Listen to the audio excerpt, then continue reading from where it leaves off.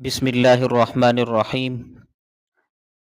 عن زيد بن أرقم رضي الله تعالى عنه قال قال أصحاب رسول الله صلى الله عليه وسلم يا رسول الله ما هذه الأضاحي؟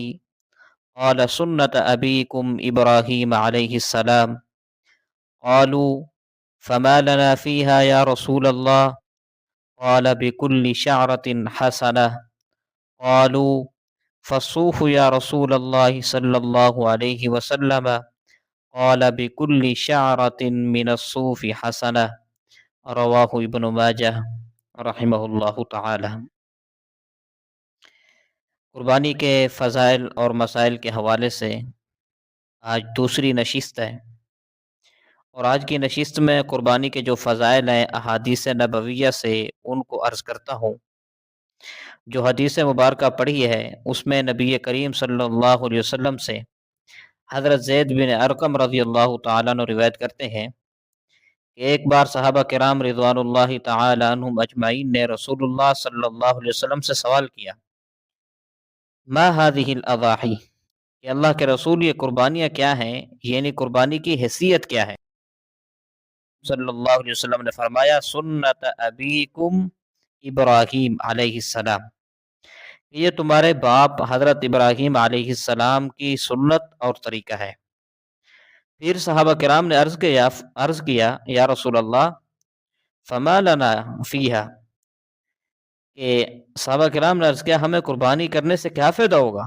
تو نبی کریم صلی اللہ علیہ وسلم نے فرمایا بکل شعرۃ حسنہ، کہ ہر بال کے بدلے میں ایک نیکی ملے گی۔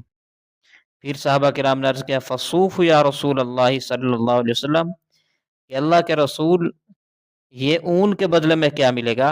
تو نبی کریم صلی اللہ علیہ وسلم نے فرمایا کہ اون کے ہر بال کے بدلے میں بھی ایک نیکی ملے گی۔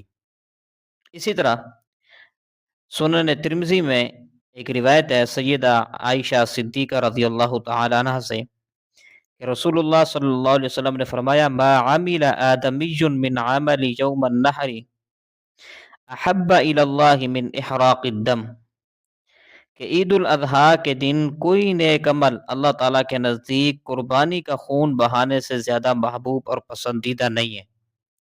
اور فرمایا قیامت کے دن قربانی کا جانور اپنے بالوں، اپنے سینگوں اور کھروں سمیت آئے گا، اور قربانی کا خون زمین پر گرنے سے پہلے اللہ تعالیٰ کے نزدیک قبولیت حاصل کر لیتا ہے۔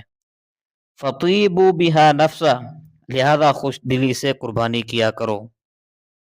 اسی طرح سنن دارقطنی میں اور سنن بیہقی میں ہے، حضرت ابن عباس رضی اللہ تعالیٰ عنہ سے روایت ہے، فرماتے ہیں قال رسول اللہ صلی اللہ علیہ وسلم ما انفقت الورق فی شیء افضل من نحیرۃ فی یوم العید۔